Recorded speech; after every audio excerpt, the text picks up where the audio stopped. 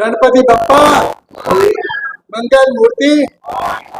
आज गणपति भगवान के चरणों में प्रणाम करते हुए हमारा परिवार के माध्यम से हम वस्तुतः पूरा राष्ट्र हमारा परिवार है।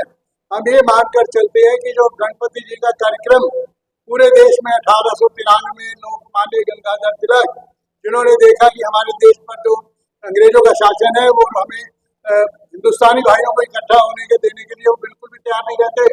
जब भी यहाँ 20 लोग इकट्ठा होते हैं जाकर उनको लाठीचार्ज करते भगा देते हैं। उन्होंने क्या कारण बनाया, हम गणपति जी की पूजा करेंगे, उनकी आराधना करेंगे। पहले दिन 10 लोग इकट्ठा हुए, फिर 20 हुए, 500 हुए, 1000 हुए। महाराष्ट्र में मानव स्वाधीनता के लिए आज प्रचंड होने लगी। अंततः तंग होकर आखिर परेशान होकर अंग्रेजों को देश छोड़कर जाना पड़ा। आज हम हमारा परिवार से आपको एक ऐसी बात बताना चाहते हैं कि पूरे देश में 140 करोड़ देशवासियों की पुकार है।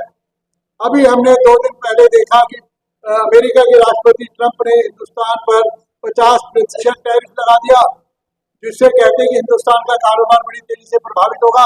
लेकिन इसके लिए उत्तर में 140 करोड़ हिंदुस्तानियों ने क्या इसका उत्तर देना है, उसके बारे में मैं आपसे छोटी सी बात रखूंगा।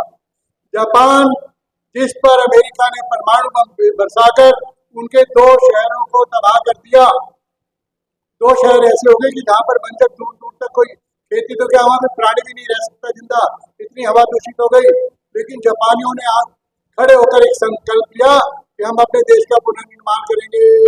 पूरा राष्ट्र इकट्ठा होकर नए नव निर्माण के लिए चल पड़ा, निकल पड़ा।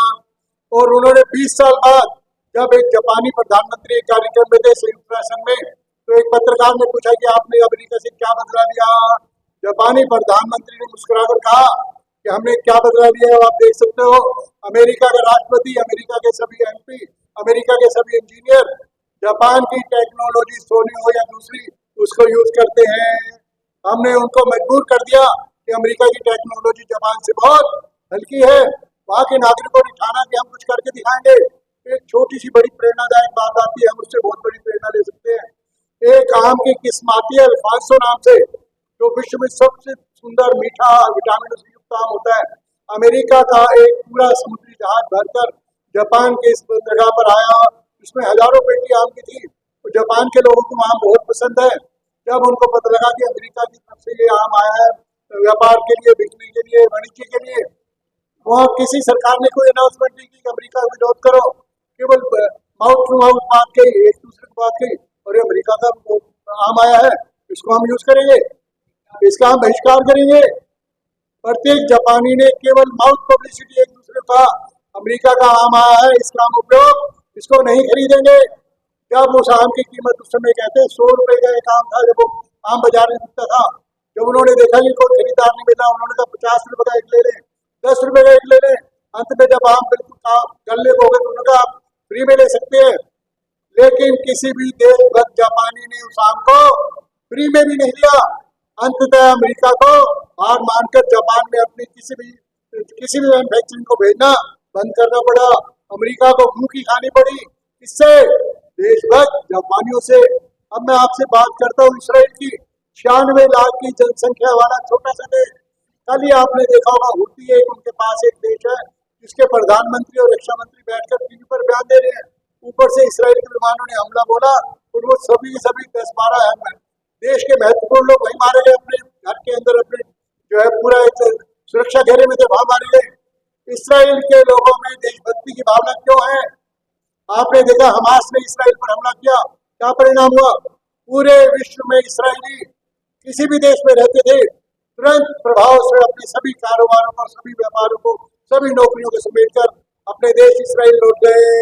उन्होंने कहा हमारा देश रहेगा तभी हम रहेंगे। पूरे देश में एकजुट होकर वहाँ कहते हैं कि 12 वर्ष की बेटी, 18 वर्ष की बेटी, 24 वर्ष की बेटी वो मिलिट्री की पूरी ट्रेनिंग लेती है और वो कहती है कि मैं जाऊंगी आज मोर्चे पर, बड़े से बड़ा आक्रमण करना है, तो उसमें वहाँ की बेटियां आगे बढ़कर हिस्सा लेने का प्रयास करती हैं। इसराइल के लोगों ने क्या कर रखा है? इसराइल में कहते हैं हर चौराहे पर उन पर जो यहूदियों ने या दूसरी जाति ने जुल्म किया है उनके बड़े बड़े फोटो लगे होते हैं। वहाँ के लोग प्रतिदिन जहाँ से निकलते हैं वो देखते हैं और हम पर इतना जुल्म हुआ, उनका खून खौल उठता है। उन्हें वो क्या संकल्प लेते हैं दिन में 30 बार कि हम अपने इस अपमान का भरपूर बदला लेंगे। इसराइल के एक 5 वर्ष के बच्चे से बात करोगी देश पहले कुछ और, वो कहते हैं देश के लिए मरना मेरे लिए सौभाग्यशाली बात है। वहाँ का हर नागरिक देशभक्त है, राष्ट्रभक्त है। आज हम भारतवासियों ने अमेरिका के टैरिफ का क्या रिजल्ट देना है, क्या उसको उत्तर देना है? जो भी अमेरिका की कंपनी, जिसे हम मुख्य तौर पर पेप्सी, कोका कोला, मैकडोनाल्ड और अन्य अन्य अन्य आप सभी बुद्धिमाना जानते हैं, उनका यदि यूज हम केवल 7 दिन के लिए बंद कर दें, अमेरिका की पूरी अर्थव्यवस्था डूब जाएगी। अमेरिका त्राहिमाम करेगा, दिवालिया हो जाएगा। 140 करोड़ लोगों का भारतीय बाजार है, इसमें अरबों अरबों खरबों रुपए का रोज का विनिमय होता है पैसे का। यदि हम भारतवासी संकल्प करें कि अमेरिका के किसी भी प्रोडक्ट का हम यूज नहीं करेंगे, उसके अल्टरनेटिव में स्वदेशी लेंगे। पेप्सी और कोका कोला के लिए हमारे पास क्या चीजें हैं घर पर? नींबू पानी है, आंवला पन्ना है, अन्य अनेकों स्वदेशी पदार्थ हैं जिनका हम स्वास्थ्य के लिए भी उपयोग कर सकते हैं। और देश की अर्थव्यवस्था और इस समय जो देश के सामने संकट आया टैरिफ का, उसको हम मिलकर मुंहतोड़ जवाब भी दे सकते हैं। 140 करोड़ हिंदुस्तानी जब एक कदम बढ़ाते हैं तो पूरा देश 140 करोड़ कदम आगे बढ़ता है।